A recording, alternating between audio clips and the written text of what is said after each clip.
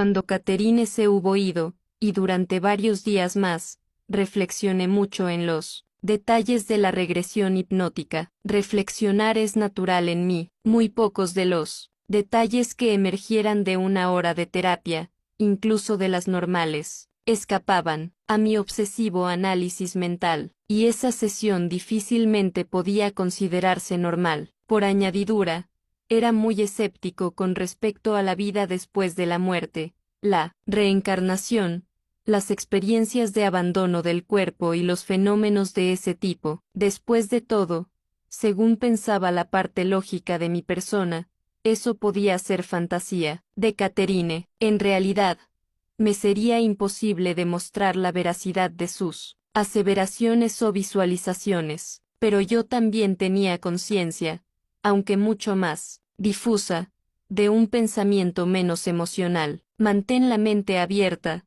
me decía ese pensamiento. La verdadera ciencia comienza por la observación. Sus recuerdos podían no ser fantasías ni imaginación. Podía haber algo más de lo que estaba a la vista, o al alcance de cualquier otro sentido. Mantén la mente abierta, consigue más datos. Otro pensamiento me importunaba. Catherine, tan propensa a temores y ansiedades desde siempre, no tendría demasiado miedo de volver a someterse a la hipnosis.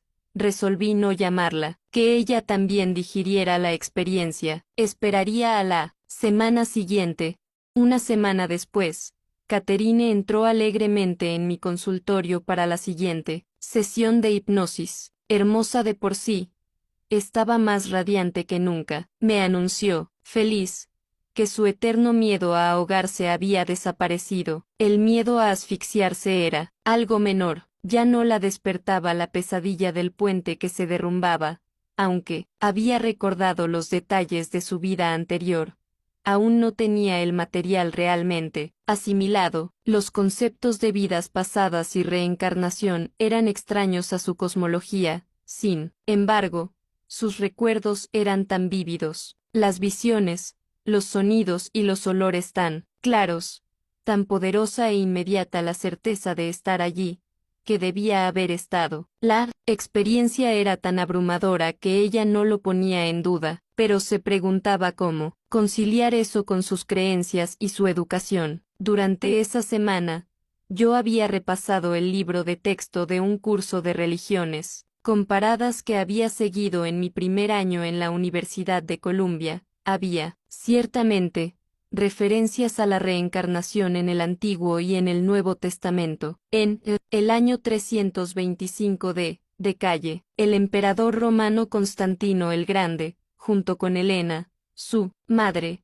había eliminado las referencias a la reencarnación contenidas en el Nuevo Testamento. El Segundo Concilio de Constantinopla, reunido en el 553, confirmó ese acto y declaró herética la idea de la reencarnación. Al parecer, consideraban que esta idea debilitaría el creciente poder de la Iglesia, al conceder a los seres humanos demasiado tiempo para buscar la salvación. Sin embargo, las referencias originarias habían existido. Los primeros padres de la Iglesia aceptaban el concepto de la reencarnación. Los primitivos gnósticos, Clemente de Alejandría, Orígenes, San Jerónimo y muchos otros estaban convencidos de haber vivido anteriormente y de que volverían a hacerlo, pero yo no había creído nunca en la reencarnación, ni siquiera había pensado mucho en el tema, aunque mi temprana educación religiosa hablaba de una vaga existencia del alma después de la muerte.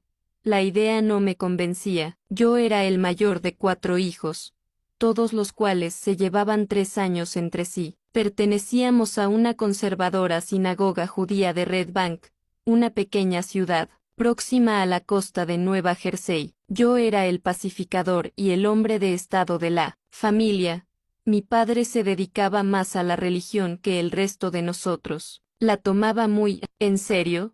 Como todo en la vida, los éxitos académicos de sus hijos eran las grandes alegrías de su existencia. Cualquier discordia doméstica lo alteraba con facilidad. Entonces se retiraba, dejando que yo interviniera como mediador. aunque esa resultó ser una excelente práctica preparatoria para hacer carrera en la psiquiatría. Mi niñez estuvo más cargada de responsabilidades de lo que yo, retrospectivamente, habría querido. Salí de la infancia convertido en un joven muy serio, habituado a tomar sobre sí demasiadas responsabilidades. Mi madre se pasaba la vida mostrando amor. No había límites que se le interpusieran. Era más simple que mi padre. Utilizaba la culpa, el martirio, la pena llevada al extremo y la identificación con sus hijos como instrumentos de manipulación, todos sin segundas intenciones, pero rara vez se mostraba triste o malhumorada y siempre se podía contar con su amor y su apoyo. Mi padre tenía un buen trabajo como fotógrafo industrial, pero,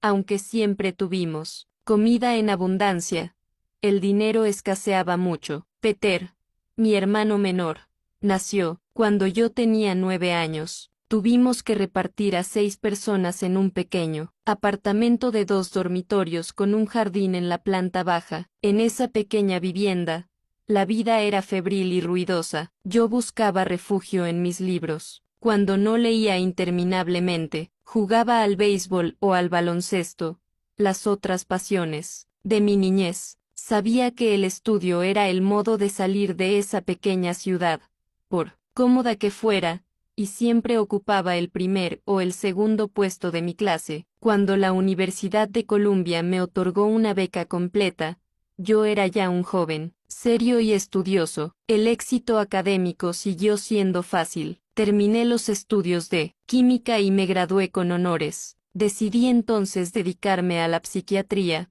pues esa actividad combinaba mi interés por la ciencia con la fascinación que sentía por el funcionamiento de la mente humana. Por añadidura, la carrera médica me permitía expresar mi interés y mi compasión por el prójimo. Mientras tanto, había conocido a Carole durante unas vacaciones pasadas en un hotel de Catskill Mountain, donde yo trabajaba de camarero y ella se hospedaba. Ambos experimentamos una inmediata atracción mutua, una fuerte sensación de familiaridad y bienestar. Intercambiamos cartas, nos frecuentamos, nos enamoramos y, cuando empecé mi carrera, ya estábamos comprometidos. Ella era inteligente y hermosa, todo parecía estar acomodándose. Pocos jóvenes se preocupan por la vida, la muerte y la vida después de la muerte, menos aún cuando todo marcha con facilidad.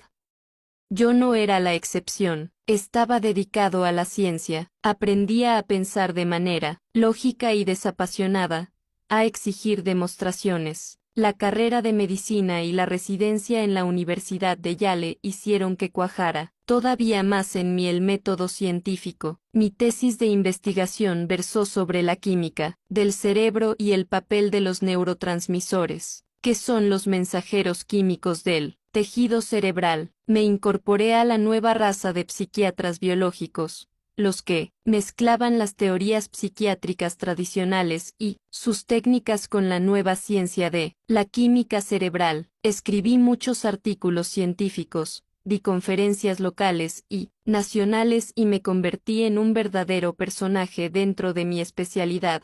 Era un poco obsesivo, empecinado e inflexible, pero estos rasgos resultaban útiles para un médico. Me sentía completamente preparado para tratar a quien quiera que se presentara en mi consultorio en busca de terapia, y en aquel momento Catherine se convirtió en Aronda, una joven que había vivido en el año 1863 a.C., ¿o acaso era al revés? Y allí estaba otra vez, feliz como nunca la había visto antes. Una vez más, temí que Catherine tuviera miedo de continuar. Sin embargo, se dispuso ansiosamente para la hipnosis y se distendió rápidamente. Estoy arrojando guirnaldas de flores al agua. Es una ceremonia. Tengo el pelo rubio y trenzado. Llevo un vestido pardo y dorado y sandalias. Alguien ha muerto. Alguien de la casa real. La madre. Yo soy una sirvienta de la casa real y ayudo con la